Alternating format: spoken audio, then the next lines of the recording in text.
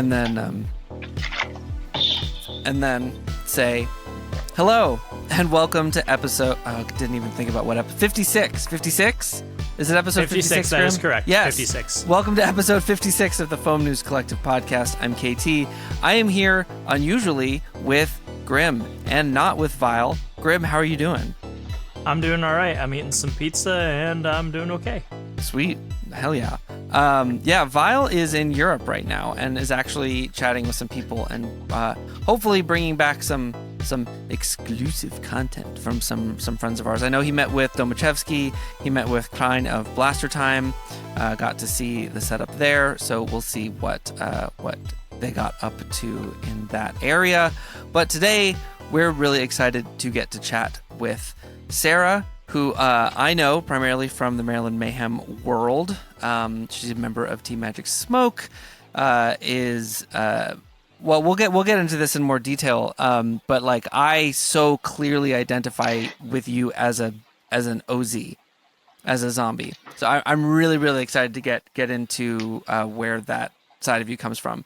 How are you doing this evening?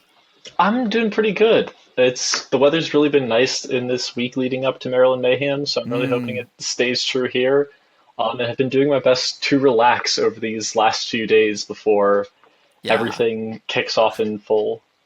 And that's specifically why I wanted to bring you on this week, because I think we can have a little bit of fun here, because we can talk about the coming week and speculate even a little bit about the competition to whatever degree you're comfortable doing. And people will get to listen to this like it's going to come out the second and third day of Maryland Mayhem. So the competition will be over, the HvZ will be coming up, and then this will be coming out. And so hopefully, as people are driving to and from their hotels or whatever, they... nice little listening material. Exactly. Or catching it on their flight on the way home. Someone listens back about us speculating about the tournament, and they're like, "Oh, listen to these knuckleheads," knowing the actual results. Well, okay. So before we get into that stuff, I want to, as we often do, get into some of your background in the hobby, how you got started. Like I said, I really have really clear memories of you as an OZ at Maryland Mayhem's at the UMBC HvZ Invitational. My understanding is that's how you got connected into the hobby, is that you were doing the zombie thing first. How did you get started with that?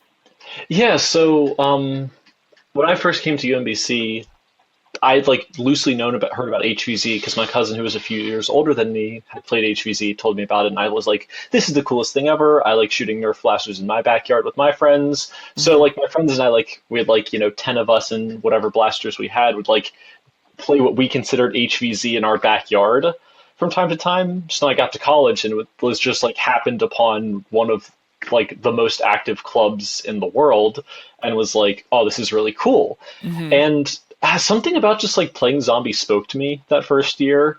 I don't know if it was just the people, the culture, just something, or just getting to chase people down was really enjoyable. Yeah. So my entire first year of interaction with Nerf was pretty much not owning blasters. I exclusively played zombie.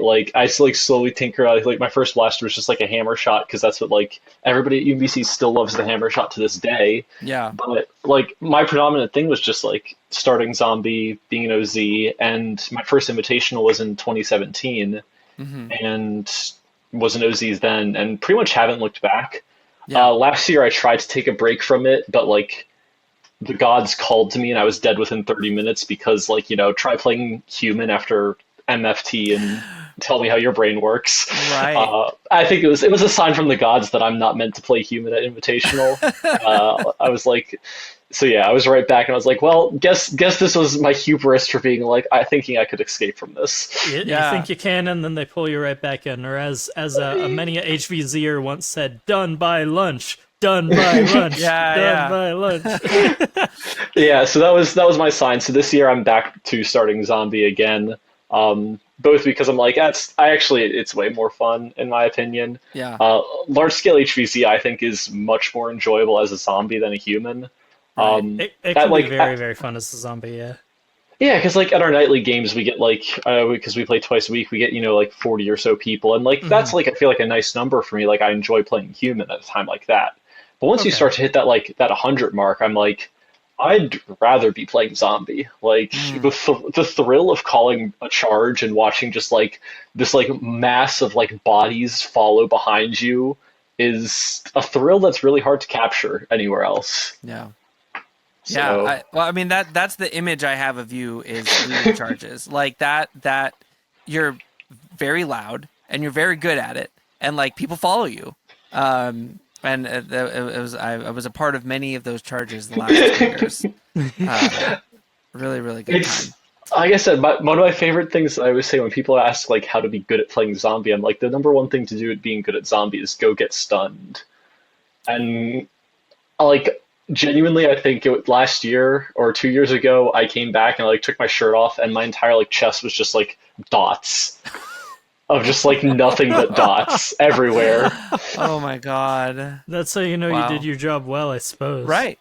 Yeah. Yeah, there's a really great picture from the 2023 Invitational where the photographer got like the right angle where it's like I call charge. I'm only like 10 feet in front of the other zombies, but they got the angle just right. So all the picture is just me and then the giant wall of like 150 humans. Oh my God, that's so Oh. good. So that was how I ended up dotted up was just face first into here's a giant wall of full auto blasters. Right. So But yeah. like if you do that all day and you never get a tag, you've put so many zombies into that thing that like you Exactly. got so many secondhand tags as a result. Because if Yeah, that, right? that's the thing. It's the only thing. Like, what's better than getting a tag yourself is helping somebody else get a tag, Yeah. because it's a lot easier to support somebody in getting a tag than get a tag. And for every assist you get, it's still another zombie for the horde. So Right.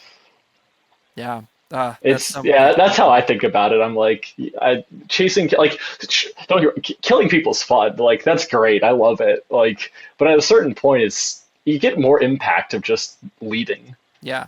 I mean, being part of an effective human team in HVZ is all about teamwork, and I think like Hmm. people need to realize that's the same on the zombie Yeah, side. Like, it applies the same. We have some plans cooked up for Invitational this year, for the zombie side, because mm, as they say, amateurs study tactics, professionals study logistics. mm, So that's fun. we've got some fun things cooked up for how to keep a zombie horde rolling for longer. Yeah. That's great. What? So I know that you're not officially on the UMBC team, but obviously you're pretty close with the organization overall. Involved. Yeah. What is your actual level of involvement with the organization of the UMBC Invitational and UMBC HVZ in general?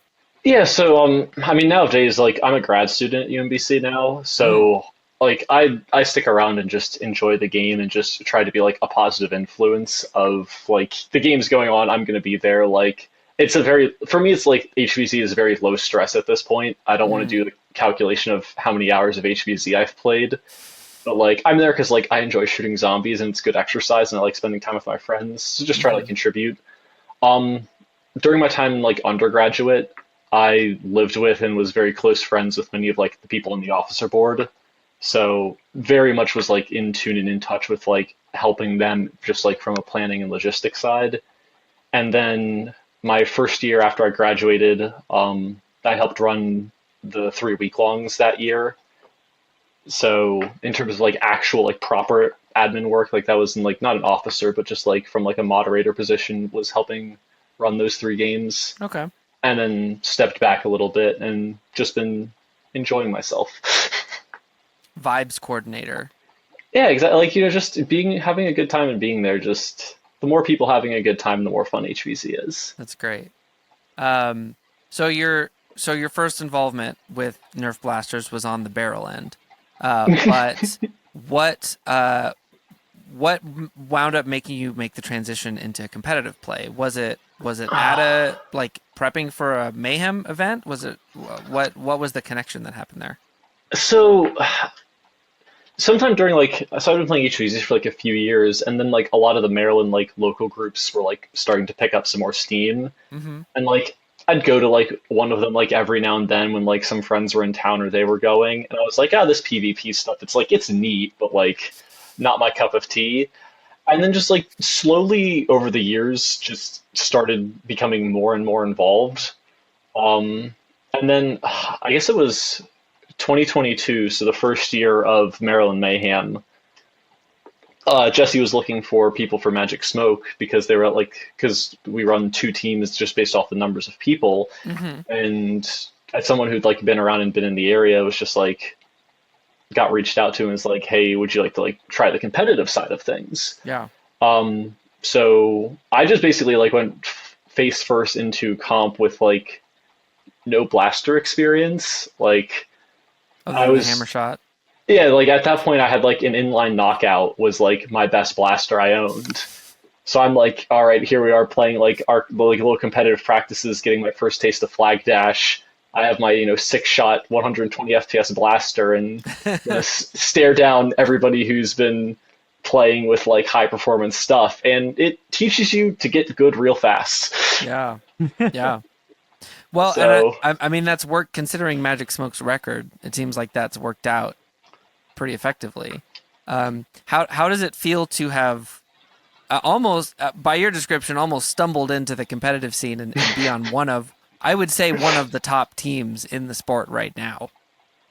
I think the stumbling into it and like the growth of it sort of like speaks to like what makes what I would consider the team special is just, it truly is just like we like each other and we like to play the game. And if you spend time with people you enjoy who are also good at the game, like if I'm sitting here practicing against my teammates who are on one of the best teams, that's going to just make you better at the end of the day. So I think, like stumbling into and just being like, I sure just like rolled up into comp and happened that my local team happened to be really good. I mean, you're a part of it being good. Especially now that you're good at pulling your butt in. Remembering that one moment. I was there for that. I was playing that back and just hearing Jesse shouting, Sera, tuck your butt in! More! Tuck it in! I'm just like scooting closer and closer. I'm like, I am inside the inflatable, Jesse. I don't know what more you want from me. I mean, team make works the dream. You know what I'm trying to say? Teamwork makes the dream work, right? Like having solid, strong community is what you're saying, right? Is really what sort of makes the team work. I can't imagine playing with people I don't like. Right. It doesn't matter how good you are on the field. Like I'm just not going to be having fun. Will this sport ever make it to the size where people are playing on teams for a paycheck? I really hope not. I think part of what makes the sport so enjoyable is it's a hobby first, sport second. Right. Absolutely. So you, Magic Smoke is up 2 years in a row at Maryland Mayhem. Plus, I should know this because you're like Ragfest was such an upset. But then what else is on your record? I should have looked this up beforehand, but I'm.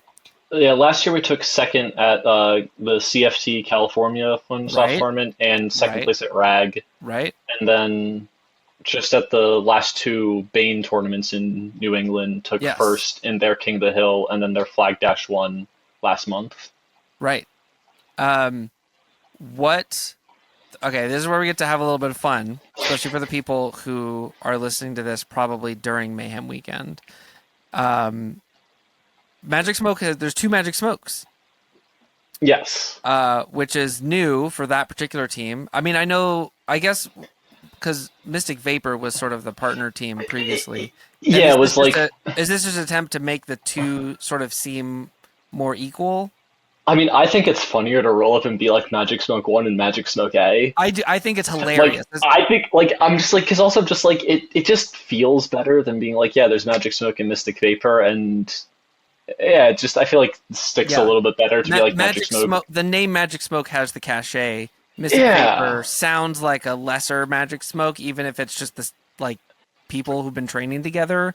Yeah, because it's like and I think the like MS Paint A and 1. If anyone hasn't seen this yet on the Maryland Mayhem on the Maryland Foam Tournament site, it's just the Magic Smoke logo, and then one of them says A, and it's like written on in like MS Paint. One of them's red, and one of them. It's really funny. It's really really good. I think one of the best bits we came up with.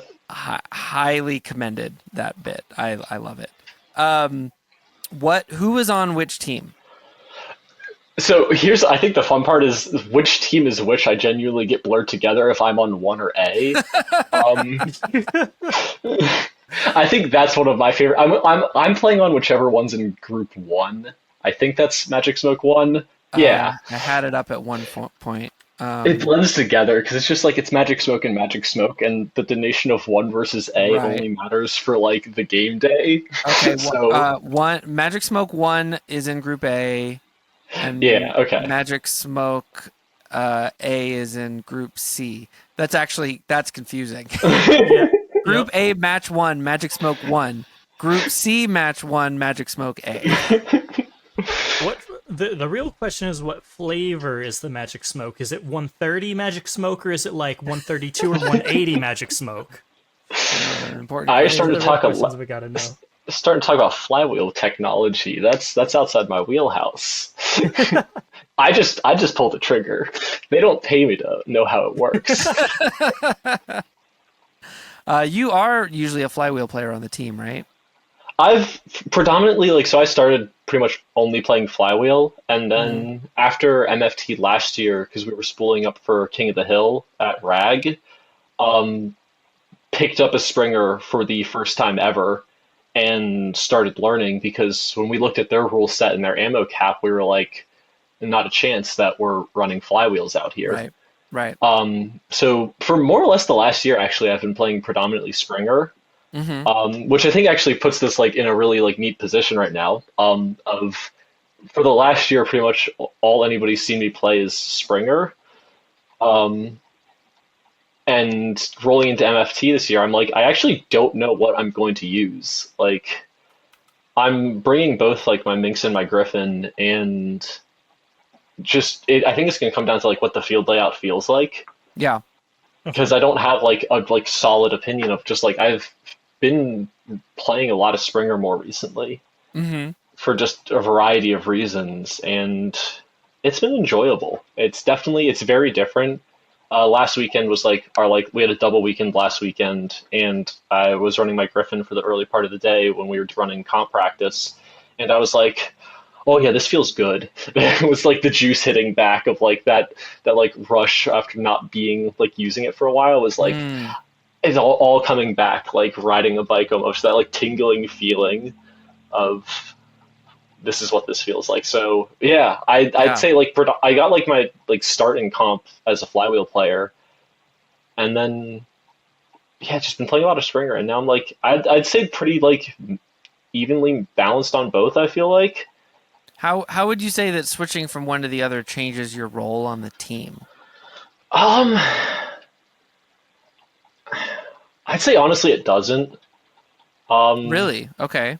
Yeah, like I think it's more of like mindset and what we're trying to execute. Like I guess personally, like we don't really subscribe to the like Springer sits in the back and shoots mentality that much. Yeah. Like if you've seen Jesse play, since he was one of our primary Springer players last year, like getting up in your face, being aggressive with a Springer is like he pushes just as viable. Yeah, and like especially with like practice, like I can maintain like 2 to 3 darts a second with a Springer, which is sure not like the 30 darts per second of like the full auto blasters nowadays, but like it's good enough. So I don't view it as like a role swap as much as just like a how you execute on the roll almost. Okay. So not necessarily knowing who the membership is of the. It is interesting that the two Magic Smokes did not get drawn against each other in the bracket.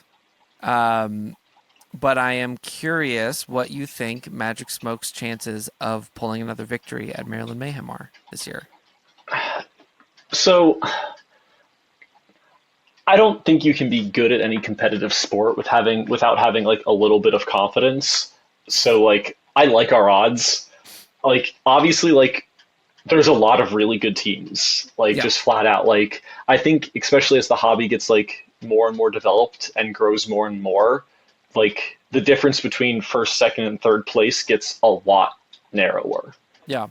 So I think like personally in like my mindset at this point in the hobby, like making it on the podium is more or less like it's obviously not the same as winning, but like making it to the podium is like the measure of like a successful tournament in my mind. Because like the margin of error, especially with a dart based projectile sport, really starts to like get close to what's the difference between first and second might just be like the wind blew a dart or something floated the right way. Right. Given that, I like to win. I like to play. I think that's more thing is like I like to compete more than I like to win, genuinely. Like Okay. Wait, so speak on that more. I think that's a really interesting idea. so like when I started playing competitive, like I was definitively not winning because everybody else had been playing longer than me and was beating me. Yeah. To me that's fun. Like the competition is what makes it enjoyable. An opportunity to like be in an environment where like you can try really hard, play your best, and like push yourself and challenge is more enjoyable than just winning. Like Yeah. I still go like we have like still like our local games around here for like PvP at like all the Maryland Foam Alliance like clubs. And it's like I sure can go out there and like here's my 50 to 1 KD, like stuff like that. And like that doesn't hit the same as like I'd rather lose in comp than win a blowout at a casual game because that like feeling of being pushed that hard is a much more enjoyable experience because that's when you really like learn and when you grow. Like you learn more from a loss than you do from a victory. So yeah, like I'd like to think like I plan on playing my hardest. Everything we've still been continued to do well. I think all the teams continue to get better, which in turn helps us get better. Yeah. And like I'm just really looking forward to a good time. I think one of the things that's incredibly special about our hobby on the competitive scene is like I'm genuinely like good friends with most of the people we're going to be playing against. Yeah. Yeah. And I think like that's not something you see in like airsoft and paintball and like other projectile based sports. Yes. That is a And huge difference that we have overall. so with like others. that aspect of it's just like I'm going to, ideally we keep the pattern going and we beat Orca and send them to third place and then go out to dinner with them afterwards. Yeah. Yeah. Absolutely. I'd say the riffs at Rag on that were too good because we're just like, once again. Well, you have the opportunity this year to beat both Orca Company and Space Whales. Yeah, I really hope both of them make it into elims and we get to play both of them. Yeah. Like I said, we got to keep with tradition and play Orca in the semifinals match. Like, and one of these days they're gonna beat us, and I look forward to that. Like, they're great guys. We have a blast. I hope we beat them because it's funnier that way. And Well, but I love that. We've had Jangular on to do segments about competitive play a bunch of times, and one of the things that's exciting about this is building those stories and those interactions that keep coming back. And what will happen when these two teams that have I want to use the word beef, but it's not beef, honestly. Like it's just like a history, right? friendly rivalry. Yeah, what is the next step in that rivalry? Yeah, it's like that energy of like, I hate you, go win the next game. Yes. Let's see who else. Let's see. Whoever's on Magic Smoke 1 is against Team Smog right at the top. Yeah. I'm very much looking forward to that. The bracket shakeout, I think the bracket shakeout, if anybody was following any of like the chat around it, there is a lot of comedy around Group A, just because of all of them being like Northeast teams, and as Oh the yeah. Northeast like merges itself more and more together, like people from Uno, Smog, Magic Smoke, and Bone Guard were all at a Flag Dash tournament last month. And then, like 2 weeks ago at TNT's Flag Dash practice or something like that, it was Smog, Draw 5, RPI, and Magic Smoke were all there. Mm, So it's a very funny little bit of like how it broke out because of like Smog basically reforming from being like more spread out to mostly people from New Jersey, and then RPI and Bone Guard getting like more intertwined with like the Northeast sector of clubs, yeah. turned into a very funny mismatch of just like these are all teams that play each other regularly. Right. And Uno getting in the mix in Group C with the other Magic Smoke. I guess you're not quite close enough to play with them regularly. No, I guess. Which ones? The folks from Uno, yeah, you are. Yeah, it's about a 3-hour drive for us. Yeah. So we go, yeah, depending on how often they're having games and if they line up with our schedules, we try to make it up there. So knowing again that this podcast will not come out until after the tournament is Yeah. over, does Magic Smoke have any secret weapons on board, new members, equipment, strategies that you've planned, research that you have on other teams? How deep do you get into that kind of stuff? Oh, we do so much research. It's like tons and tons of research. Yeah. I'm completely kidding. I cannot think I've done a single bit of research on any of this. I think that's like one of my favorite parts is just like, I don't know what there is to research. Like, you sure can know what someone's gonna do in theory, but like, because the field layout plays so differently when you show up on Right. the day of, Right, like, right. you could sit here and be like, all right, cool. Sera's been running a Minx for the past like 6 months of footage I've reviewed. I'm gonna show up day of and be like, I don't know what I'm gonna use. Like, Right. I don't like. There's only so much. Or like there's- the Minx broke at practice yesterday. Yeah. So I'm borrowing someone's whatever. Yeah, like there's only so much research I think can get. Like, I sure like play against people and like understand and like learn things about them, but like I don't think there's any like secret solve all weapon or like strategy to employ.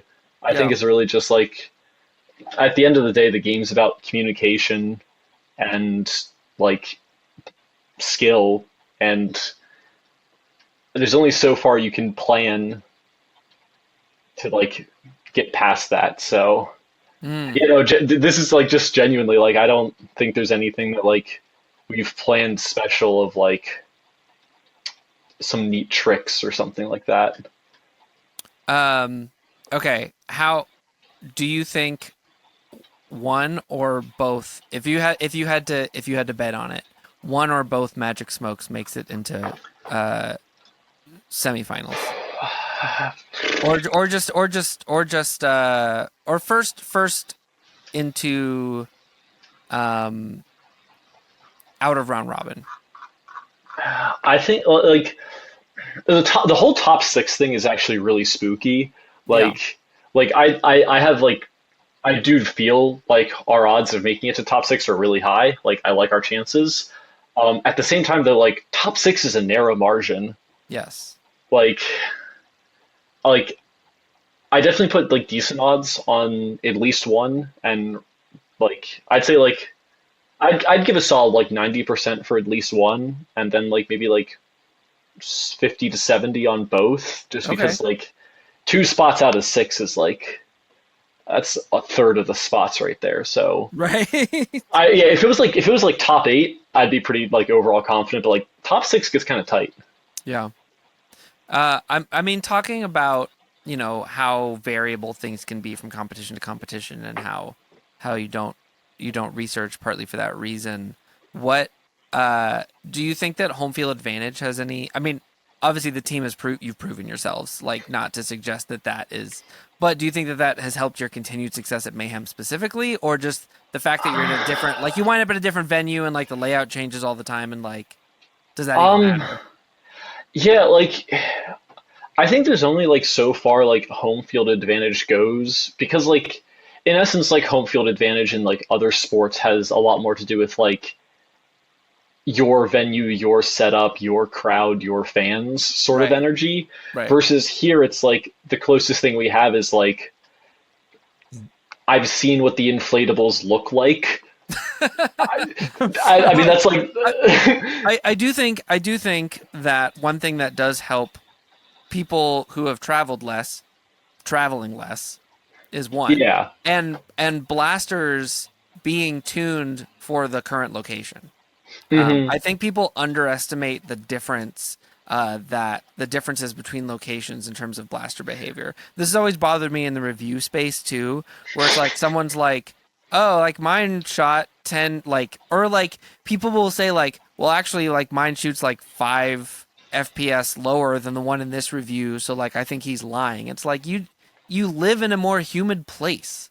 Like Also, like 5 FPS is like such a small difference. that's Like nothing. Yeah. I can put 10 different sets of darts through my blaster and see a 5 FPS difference. I think Like, the only most distinct exaggerated example, and not exaggerated in the sense that anyone was exaggerating, but more like this was the most crazy it ever got, I think, was the Singapore folks came to End War 2022, and they had blasters tuned for HvZ, and all of a sudden their HvZ lynxes were hitting 30 that's FPS right. hotter than they were right. when before they left. So last minute SFI had to come and give them new springs, new barrels, and do a last minute like overnight like sale so they would be remember ready that. for HvZ the next I day remember that. because they found out because the Hearing about that. humidity that they're huge springs that they have to prime to get 200 over there.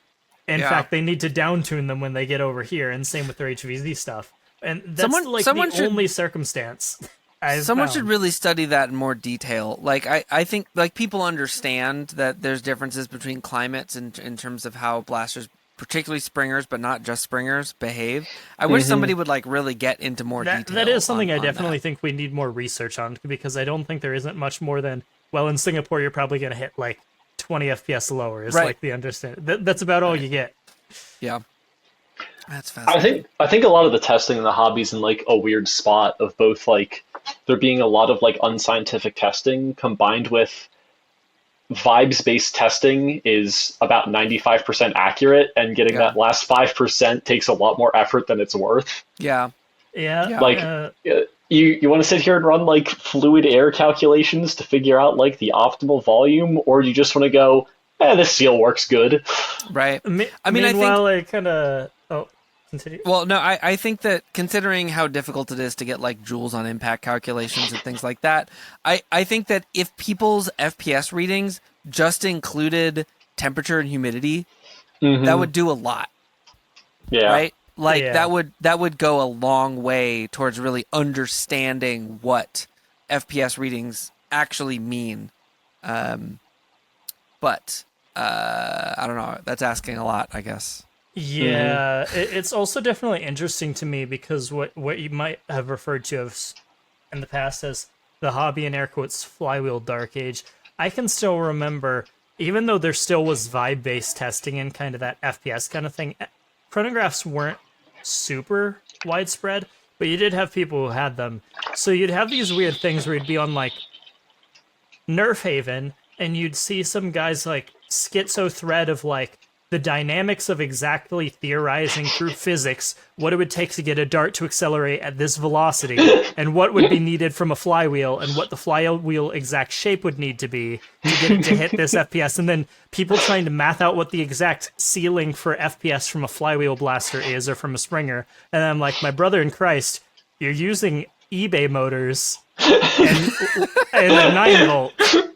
You're using eBay motors and a 9-volt, and you're putting all this like physics calculation and all this crazy stuff. So Real Randall Monroe shit. it's a very funny dynamic because you have all that math and then all that little technology back then, whereas to Yeah. now we have all the technology, but all the math seems to have disappeared. So I'm just like, I think the other thing is like we can do as much math as we want. We're shooting extruded foam. Yeah, Like- exactly. Right. Exactly. Right. Like, you want to tell me this piece of foam that's gone through who knows what sort of like adjustments in temperature and where it's been stored is going to be Yeah. consistent every time? Yeah. Like, It's definitely a funny dichotomy to point out. Yeah. like I'm can sit over here and be like, oh yes, here's my Springer that like shoots a really consistent FPS. Let me put a worker dart in here and see it go plus or minus 30. Right. Yeah, or if you went to the past, you'd see, like, if you wanted to see an argument between people arguing between canted versus non-canted, the amount of, like, science things they'd be spewing out at you as they argued for, like, a whole 3 thread pages or whatever. Oh my god. Meanwhile, the guy at the worker dart factory was bored that day, and so he let his thing get slightly out of adjustment, and therefore you lose however many of it. Or the or heads gain, for decap that before matter. they even fire. Right? Yeah. Oops, Whoever- sorry, I whoever- forgot to put enough glue on this dart. Yeah, someone was asleep at the glue machine. Oh. You know, I just noticed that all 3 of us are wearing headphones. I really like that. Oh yeah. That looks similar. Well, I am excited to watch the tournament. I am unfortunately not making it to Maryland Mayhem for the first time. Yeah, Vile and I both were there last year, and this year, because of the date change, I am working. As mentioned, as we were mentioning beforehand, I'm working on a dance show right now, and this weekend I started another one. So I couldn't make the trip. I think I can say this. They asked me to come cast, like I did at Ragfest, and I was really hoping to do it. And That would have been so cool. I planned on it initially, and then the date moved, and then I was like, I can't justify it. So hopefully next year we'll get back to the original date. I'm generally free on the original date, and we can take that up again. So The casting at Rag was really awesome and added a lot to watching those footage back. So I'd love to see that for Flag Dash as well. yeah, I working with Alex is really fun. There's other great partners on the East Coast if he's not able to make it over here. But I did have a really good time casting at Rag. So I look forward to I really want to do that a lot more. Speaking It's of really Rag, fun to do. You're Yeah. not to confirm anything, but you thinking you're going to be able to make it up there? I'd like to. I don't know what the dates are exactly. We don't know the dates yet. But I would certainly like to go again. It's on my mind. It might be the only major event I get to go to this year. So Okay, because so I'm hopeful. like 70% sure I'll be up there. So Mm, we might have both of us up at Rag again this year. Could this be the first time we? It is. So it was funny because like Vile was hopeful to go to Rag. Vile is not that far from Rag compared to the rest of us and compared to a lot of the other events. But he was the only one not able to go last year. But I don't know, we can all 3 of us at one place. I don't know. Maybe for the first time. Yeah, I suspect Magic Smoke will be traveling to Rag again this year. Do you think you'll be going, Sarah? I'm intending to go. I had a really great time at Rag. Yeah. I don't know if we'll be going as like Magic Smoke proper. I know we've had a lot of fun in the like last year or so, like playing on like mismatched teams. Totally. Both with like basically Magic Space Whales, as I would call our loose conglomeration of friends from other teams. Yeah. And I think in between like maybe for Rag, maybe for like BPOC, just rolling out a bunch of like getting to play with some more people is always enjoyable, because a lot of those events like Bane's Koth tournament and then CFT, we were playing with Space Whales and it was a really good time. That's awesome. So- Yeah, I can't wait to see what happens there.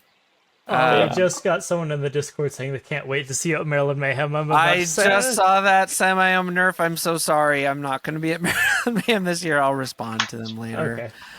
Yeah, I know. It was Anyway. like on as if on cue, unfortunately. As if on cue, just perfect timing.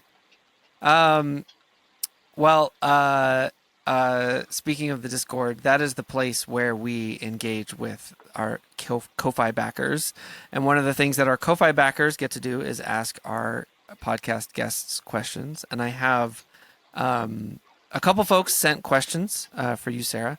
The first one, which I didn't put on the form, is actually not technically from a Ko-Fi backer. It's from one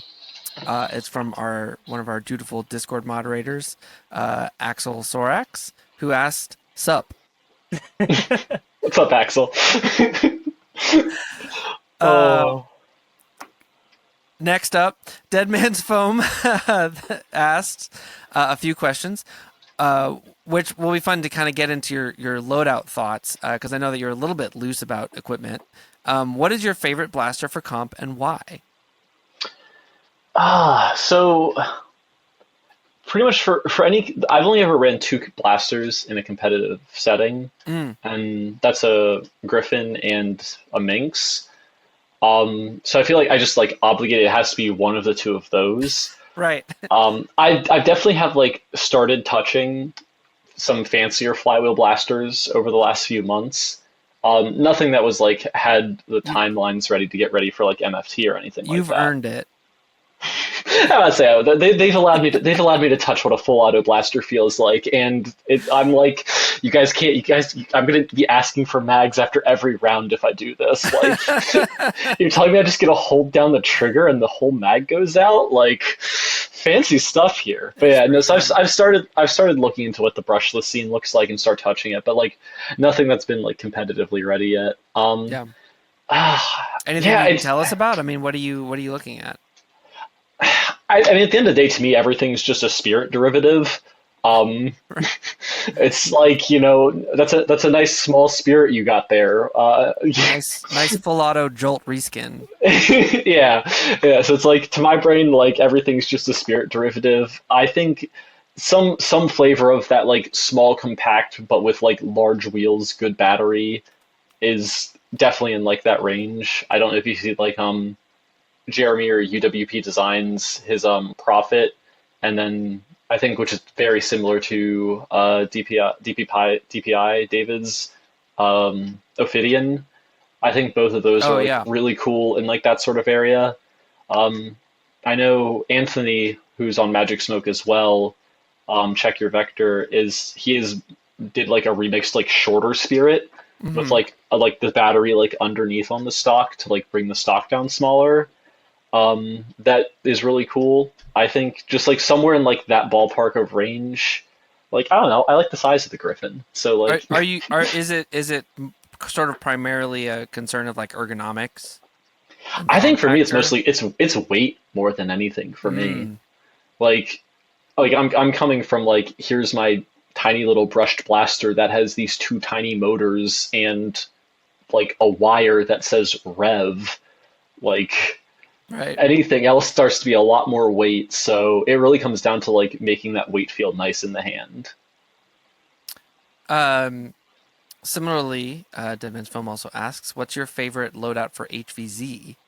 Which seems to be nothing, but favorite loadout for HvZ, a good pair of shoes and a backup pair of shoes. Yeah, but in terms of blasters, so I think favorite HvZ blaster, I feel like is like there's like I would say a trio arc, for different reasons. There's what I think is like the best one, which is like any sort of small flywheel blaster, like the Nightingale, so to speak, is one that I've like used for like Friday night of a week long type energy. Yeah. But like for me personally, I don't find that enjoyable for like smaller games and stuff. Like, yeah, here's sure my blaster, I pull the trigger, a dart comes out. Like, right. I'm not getting much enjoyment out of that. Yeah. I think in terms of like the next step over, I think the Artemis is just a really awesome blaster for HvZ. I don't run it that much because one, rifle balls are like expensive, and I don't feel like going through all of that. Yeah. But I think in terms of like, if there was like a blaster that was like designed for HvZ, I would put the Artemis really high up there. And then there's my like number one pick of what I would say is my like favorite blaster of all time for HvZ, which is an inline knockout. Versatile. Oh, I love that. Yeah. I love a good inline easy knockout. to Yeah. carry. It hits like so, because like for me, like mine holds 6 shots. A lot of like at UMBC, if there's blaster restrictions, 6 is our blaster restriction on ammo capacity. It's right around like the 110 to 115 FPS, so just under the FPS cap, but like not so close that you might get like disqualified if there's like a day the weather just happens to make your dart shoot faster. Yeah. And just like the ability to just like top up darts quickly, like take some charges, fight some zombies, start reloading, and then like get right back in the fight. I'd say that's like my number one favorite blaster for HvZ. Totally. I would argue I've shot the knockout more than anybody else in the world. The Okay. only person I think that might take Bold you up claim. for that counter is potentially me, and that's mostly just because that's my go-to like backup primary at basically any Nerf event I go to is usually an inline clip knockout. Yeah, Yeah, I mean, I would argue Nerf I put like 200 plus darts through it a week Especially. at HvZ Oh yeah, okay, so you've definitely like- got me beaten out. But, for like the past 4 years. yeah. So, like I said, definitely got me there. This is one where it's like I feel fairly confident in that claim just because like pure quantity of games and like using it. Like I've almost been exclusively using it for HvZ for close to like 4 years now. Yeah, And that's during the school year, 2 games a week. they're What, definitely very fun blasters. Oh, it's so much fun. Well, and there's something really important, I think, at HvZ about just a small thing that can effectively send a dart out, right? Like, Ragfest was kind of wild for me because talking about the expensiveness of Rival, Ragfest, though, you don't get to carry ammo. You have to collect your ammo. And I was the only, Grim was there. I had this Rival blaster that Vile built for me. And like almost no one on our team was using Rival blasters. And so while everybody was scrapping and scrounging for half darts, I would have people following me with bags of Rival ammo, just refilling the blaster as I was firing it. And like Rival ammo is expensive, but in that gameplay setting, It's not. yeah, like it's extremely available, and I was able to just sort of like spray groups as long as I could keep the blaster running. And but it eventually jammed, and like in the situation I didn't have time to fix it, and I had won the raffle earlier for one of the prototype YOLOs. And I ran that for like the whole rest of the event. and it's a similar situation to the words are just leaving me, to the blaster we were just talking about. Knockout. To the knockout, where it's just little thing. In this case, it takes a mag, right? But like, sometimes I was just pushing a dart into the front, but it's just like a way to get a dart out, and I got a lot of tags with that. Like, it's really more about the play style, and having a smaller thing sometimes allows you to have a freer play style and be a lot more nimble and mobile. Blaster that you can guarantee is going to function in a pinch is always Yep. good. Like Yep. I know I had my Dan pistol was going to be my primary for Rag. It ended up having some of the stuff wrong that had been misprinted before it could be like assembled at the event. I didn't check it before I left, so that was kind of on me. But so I didn't get to use it. But Ryan had a backup Gecko. The Gecko worked like a charm. I literally had never owned any angled talons in my entire life, so I borrowed like 2 angled talons from them, ran that, and I got plenty of tags and did everything I needed to do just fine. I would definitely say KT on the Rival end of the spectrum until it like jammed, though. He was definitely like the if Boomstick was the primary like front charge leader for the primary part of Blue Team, the people going off on the second branched side to lead charges was definitely KT. Yeah, You were definitely leading a lot of charges off on the there was like fringes doing nobody else on a human team that had suppressive fire at that event. It was crazy. It was like there was nobody else that could just lay ammo out. It was kind of wild. The third question that Immense Foam has, I want to get into more and talk about content creation in a little bit. They're asking if you're gonna vlog again, or if that was just a brief experiment. If you want to answer that real quick, but we can get into it in more depth a little later. I've done a vlog. I'm just reading the questions. We're going to talk about content creation, but Yeah, I have a feeling they're just referring to your like gameplay footage that's like tied to specific events. But because I don't remember you like camera talk vlogging either. Oh yeah, I don't recall either. Okay, well we'll get into that in more detail in a little bit. But right now it's time to play our hobby trivia game. Did you know about this part of the thing? No. Okay, well. So the way that this works I is didn't study. We'll ask you 3 multiple choice questions, and if you're able to get 2 out of 3, you are playing for a member of our audience who was randomly picked out of a React thing that we do in our Discord, and they will get a free question of our next podcast guest, assuming they message me with that question, which people just kind of don't do sometimes. But when they do, they always have great questions. So come on. Our next podcast guest will be both Mr. Heath Pants and Mighty Shrub, partly to talk about Smiley, but also to talk about other stuff, because both of them are very involved in a wide variety of things in the hobby.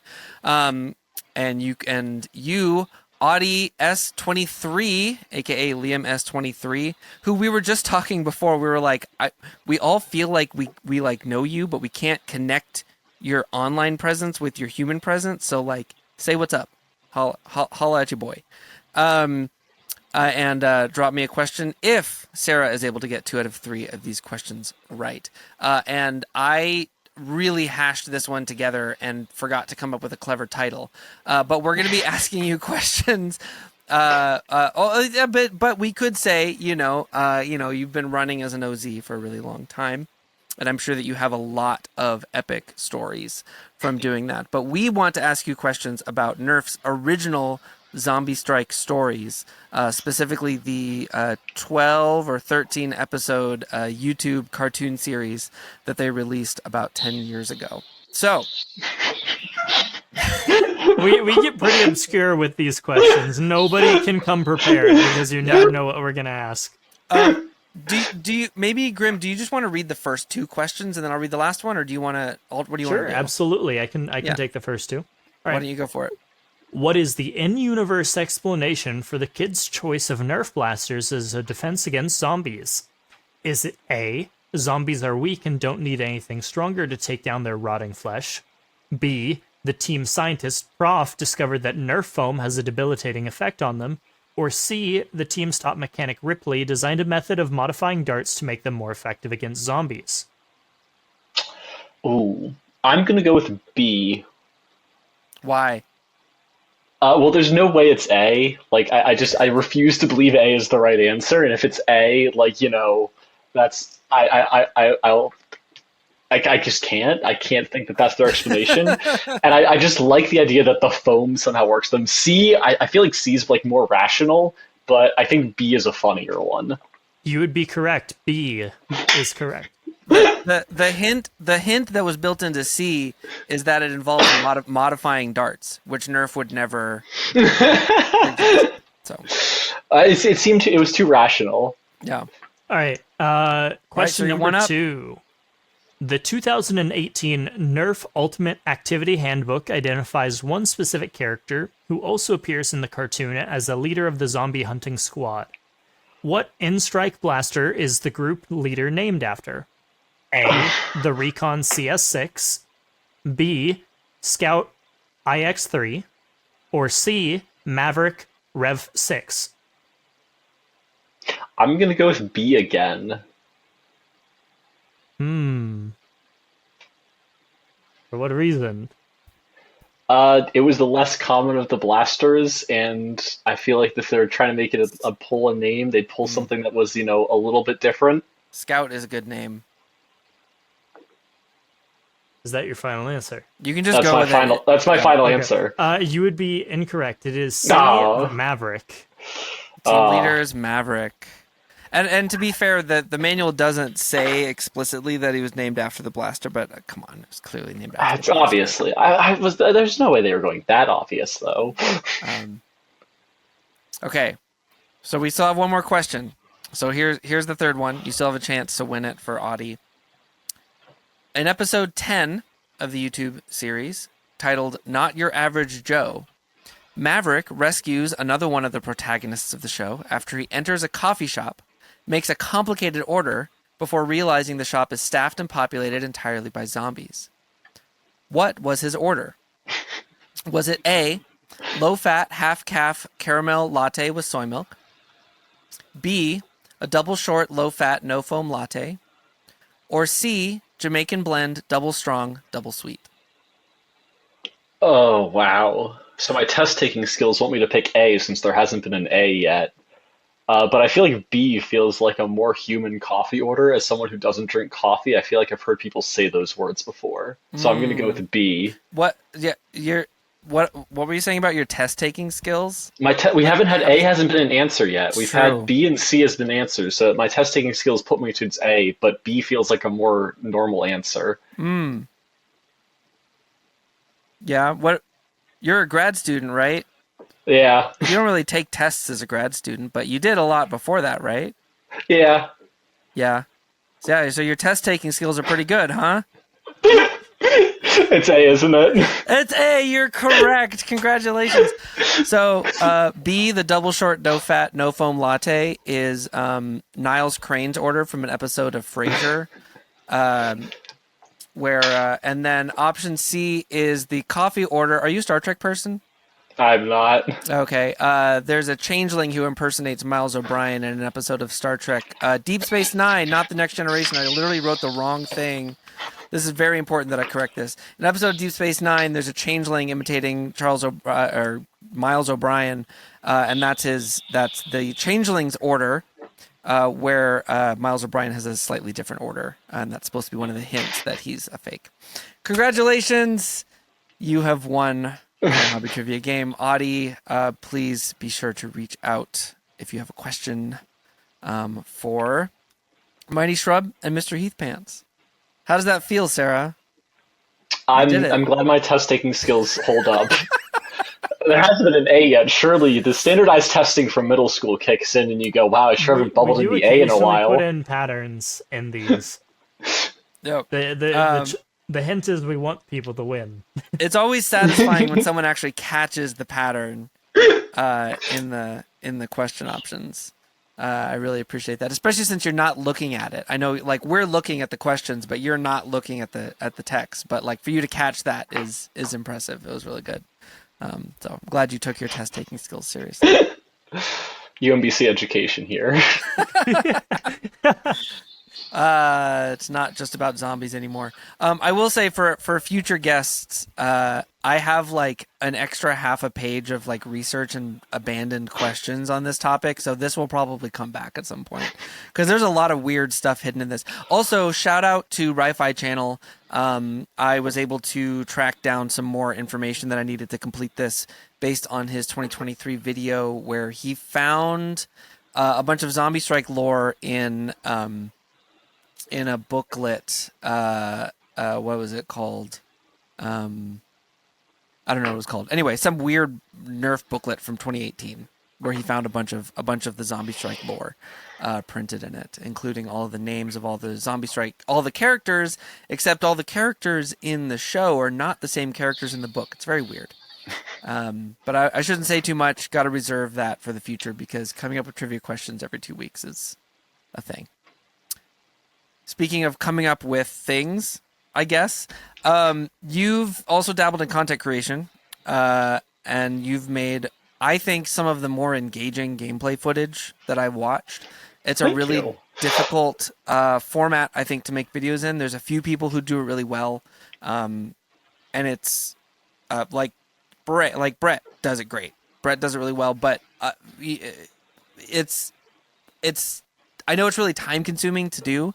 I'm curious what your philosophy about it, like why you do it, what you're trying to present to people, who you think your audience is. Like what's your approach to making gameplay footage? So I started like almost a little over a year ago now. Mm-hmm. And it was just sort of was sitting there. I was just like, I was wishing there was like more like just pure gameplay Nerf footage. Mm-hmm. Like it's really easy. You can find people talking about Nerf blasters or doing reviews on Nerf blasters, but I'm like, I just want to see people using Nerf blasters. Right. And it was just sort of this moment of, well, I guess be the change you want to see in the world type moment of like, what's stopping me from just slapping on a GoPro and doing this? And Zelkos, Jason from Uno, just happened to be selling his GoPro. And I was like, sure, seems like a good opportunity. Get to, circulate some used gear around, always better than buying new. Yep. And so that's how I ended up with a GoPro, and I was just like, might as well. And I guess in terms for like the stylizing of it, like I was just like, I just want to see just gameplay. I also think unedited gameplay footage is like hard to watch through. of just like, Yes. you don't want to watch like 5 minutes of me walking around or going back and forth to spawn. Yeah. Like I basically make videos that I would want to watch at the end of the day. Because like I'm doing it because I enjoy it. Yeah. Um, That's so I important. d Yeah, and like I think for me it's like it's a way to tap into art. I can't draw to save my life. My handheld artistic skills are miserable. Anything you see that's an art generation is made by my best friend because she is good at art and I am not good at art. Um, but so it was like I do appreciate art, so it was like a way to get into like the arts that was like something that like I could take into because it's like a technical one where it's like I can like learn a new skill in like an editing software or do something. Mm. One of my favorite ones from a more recent video was there was a day that Jesse and I spent on like most of the time we were on opposite teams, Hmm. and I took like moments where we were in the same part of the map and like lined them up side by side, so you could like watch like the field like evolve from like two different footage That's perspectives, so and cool. then like cut off at like whatever point like we then collided and however that ended. Yeah. Yeah. Um, but so like doing things like that, mixing it in and just like capturing just like I feel like I get to witness engaging footage through my eyes, and I felt like, people might like to watch it as well. Yeah.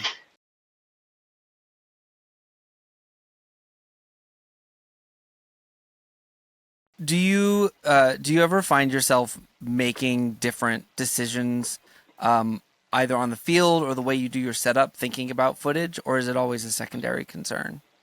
Um, Like, do you use different colored darts, or do you like uh, find yourself looking in different places, trying to catch certain things? Does it ever impact your playstyle? I, I'd like to say no. It definitely like there's a subconscious level that probably happens, but like there's definitely like I'll like beforehand think about like broadly like I'm not gonna go camp in the back. I mean, I don't like to camp Right. in the back to begin Right. with. Like I think it's more of just like the way I like to play, I feel like makes for good content, so I just do that what I would normally do. Yeah. Like so I don't really find myself doing anything that like feels unnatural or different. Mm. Especially because like once you get into the moment, I sort of forget that I'm recording. Mm-hmm. There's been times I've been shot in the GoPro and Jenny was like, "Oh yeah, that's right. There's a giant hunk of plastic on top of my head that I've completely forgotten about." Uh, so yeah, it's like it definitely like fades out like once I start playing, Yeah. and get like sort of like lost in the moment. There might be Mm-hmm. moments where it's like try to like get something like if there's something funny happening captured or something like that, but yeah, by and large, it's just sort of like it's there, and whatever I get at the end is what I get at the end. Yeah. And if like there's an event where I'm just like, yeah, this footage isn't like the best, there'll be another one. So, Do you ever find yourself critiquing yourself when you're watching the footage back for editing? oh, definitely. There's times I'm like, wow, I really did that. Do you, I That mean, do was you do you learn from it? Do you feel like you improve from that experience? definitely. I think Yeah. ones where I'm watching myself from third person, I learn more from. Mm. But there's definitely like watching it back.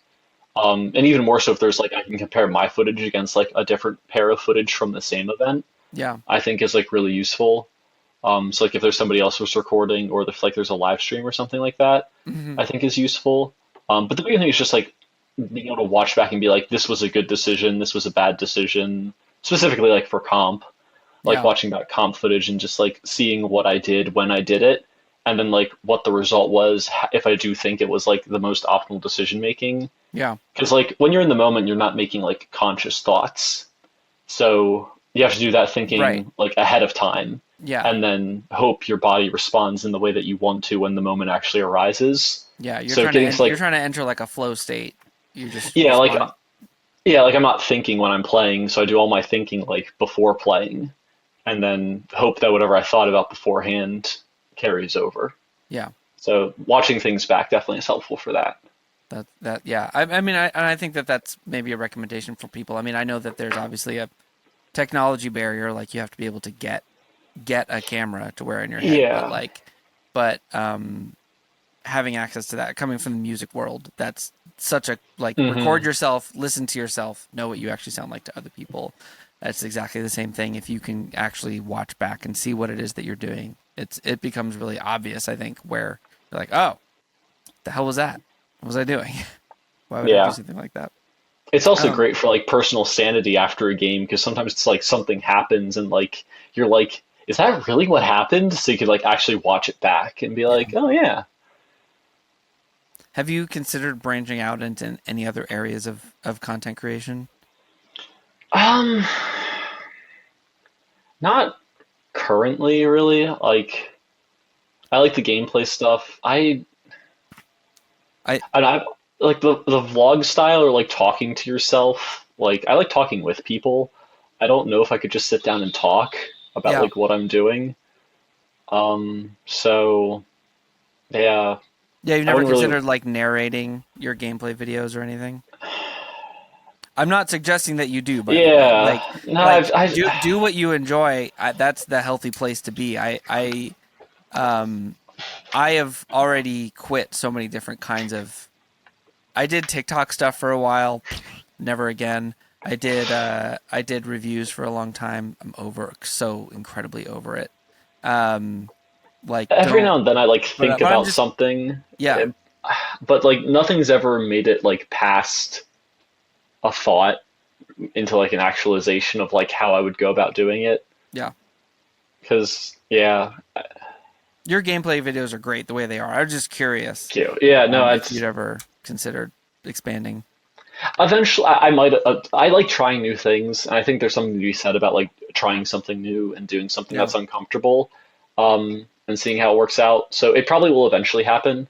Um, I just do not know how soon. I think a lot of that is there's one of the recent things has been that's an after MFT problem, and I basically it's been a minute since I've like done any video editing because that's an after MFT problem. So Right. Yeah. Everything is divided into two timelines. I feel like that's definitely for me, and I'm sure that comes with KT if KT's ever considered doing other content creation stuff. It's probably definitely that's after an FNC production week problem kind of Yeah, thing. except there is no after FNC. There is no Because after episode. even though there we is no produce after every other week, it's just like here's the on week jobs and here's the off week off jobs. week job, and then And here's then- the and then- meeting and then- and talking about what we're gonna do after. And then it's yeah. on week again. We have to have to It's finish funny, the- speaking of stuff that doesn't make it past actualization, FNC was the one thing on my dartboard of things I thought I was going to start with people that wasn't going to get actualized. And then that became the thing. yeah. Funny how that works. Yeah. Well, with that, I think regular listeners will notice this is a slightly shorter episode, but honestly, we haven't really started the episode, and it's Wednesday night. So I think we're gonna call it here. But we're gonna link to your YouTube. And is there anywhere else that people should check out your work right now? I mean, YouTube's really the only place I like publish anything. Sometimes if I make like a YouTube short, it gets sent to TikTok, but that's more of like just an afterthought and because I can reuse the content. Yeah. But in terms of like stuff I make for like gameplay footage, it really only exists there. Yeah. Well, people really need to check out what you're doing on YouTube. I think that you're really onto something with the way that you're putting that kind of footage together. And of course, folks, if you're anywhere near, well, I guess registration is long gone for Maryland Mayhem, but check out the stream of content that'll come out as a result of Maryland Mayhem and see what you're missing. And when you do get to go, say hi to Sera. Hopefully next year I'll be there. I'll get to see you all again, but hopefully I'll see you Fingers at crossed. Ragfest. Yeah, Yeah. hopefully I'll see you at Ragfest this year. And Grimz as well, potentially, it sounds like. I'm looking forward to the traveling for Nerf events has been something I started this past year, and it's been really awesome meeting a lot of new people. So Yeah, I look forward to continuing into this following year. totally. Well, thank you so much for coming on. Thank you for spending your time with us. We got to have you back on sometime and get deeper into stuff. Or maybe next time we'll have you on after an event. That would be good, yeah. A post-event and- kind of vibe check. That could be fun as well. That'd be fun. I'm a very opinionated person, so I have lots of opinions on things. Sweet. All right, here. Okay, pick one. Just share one randomly. Um, Give us a hot take. my to hot send us take. I think King of the Hill is the most fun, casual, competitive game mode that exists, but if there are respawns, it's not a real competition. Ooh, interesting. Okay, I have so much fun. I love Koth, but why do you think it? Why do you think it's why? if someone comes back, if you shoot somebody, okay, they're out. Like you. Right. I understand the respawn thing. Why do you think it's so much more fun than other forms? It's in terms from like a casual setting, it's really enjoyable because you just get to run around and be a little bit goofy about it because there are respawns. And I think Okay. the biggest gripe with Koth is the fact that respawning correctly is nearly impossible, and it takes away a level of the competitiveness too. And I talked to like Jang about this, and we had like a long conversation because I was just like, you can't respawn correctly. Like after Rag, like a bunch of us were like sitting around at a Verbo watching the footage back and had a drinking game out of take a shot every time somebody respawned incorrectly. Except nobody was drinking because you would have been under the couch after like the first game because no one respawned correctly. Like that was the best part about it. Well, because okay, here we go. I was like, we're done with this episode, and then I asked a question like that. Having casted that event, you're right. Nobody respawned correctly. Nobody respawned correctly. Constant problem. But theoretically, if people could respawn correctly, because if people can't respawn, your goal is essentially just to eliminate the other team, because then you can hold the hill for the rest of the game. Yeah. Right? So like if theoretically, if people do respawn correctly, thinking back to Nerf Ball, where Nerf Ball had that respawn thing that was computer controlled, then you have a solid, like, you are or not respawn that is reliable, where there's a physical thing that you have to hit, and it doesn't work until you do that, and so there's a record-keeping method. Does that change how that game style works? Like, would it make more sense to have full team the entire time? I think Koth becomes a lot more competitive in my mind if there's like some magical respawn way to do it correctly, because like there's no way the refs are calling it correctly, and for like a game's determination to be on like did someone respawn correctly, definitely takes a little bit out. But like for playing it for fun, because you don't care if someone respawns correctly when you're playing for fun, right. But I think that definitely is a big boost for it, is if there was like some magical way to be like, you physically cannot shoot until you spawned in, sort of thing. Right. Okay. Like, hear me out. Combine King of the Hill gameplay style with the Bucket of Pistols gameplay style. Now there's a solid way to count respawns, but you're also limited in your equipment. I don't know. I like Bucket of Pistols style games, I guess. I don't know. I like Koth. That's one of the reasons I want to go back to Greg, is I had a lot of fun playing Koth. Yeah. I mean, I'm playing Koth for fun. I just enjoy Koth. It's a fun game to play. I can't take it seriously, but it's a fun game to play. Well, and also nobody kind of does it like Rag does. Like, they've invested so much in the infrastructure to try to make it happen. No one else really has that. When they showed us the level of like button magic that they had going on, and they handed up, like, we had our own gear for tracking it, like at the caster station, and I was like, where did this come from? Like, they got the scientists, they got the engineers out there. It's crazy. I'd say we played competitive stuff. There was the podcasting room stuff that we all had set up. Yes, that was cool, that was partially Alex too. That the podcasting room was Alex rented some stuff, and then they didn't deliver the stuff correctly, and then he had to like buy another one, and then he had to get Brett to bring it, and then like it was chaos. Absolute chaos. But it absolutely turned out great when it did happen. Yes. Well, maybe we'll do that. Actually, maybe that's where we should have you on again. Is we should have you on at the live Ragfest. If we do Ragfest live again, that would be pretty amazing. That'd be fun. Yeah. Okay. All right. Well, it's a hypothetical date. We'll aim for that. That would be really. I got cool. my fingers crossed. I hope so. Cool. There are a lot of pieces that have to come together to make that happen. All of us have to confirm that we're going, and Ragfest has to be like, yes, we want to do that again. But I don't see why they wouldn't. Like, I thought it was a good time. I can't imagine watching that back without the commentary. Like, watching Rag back on mute would be like mind numbing. Yeah.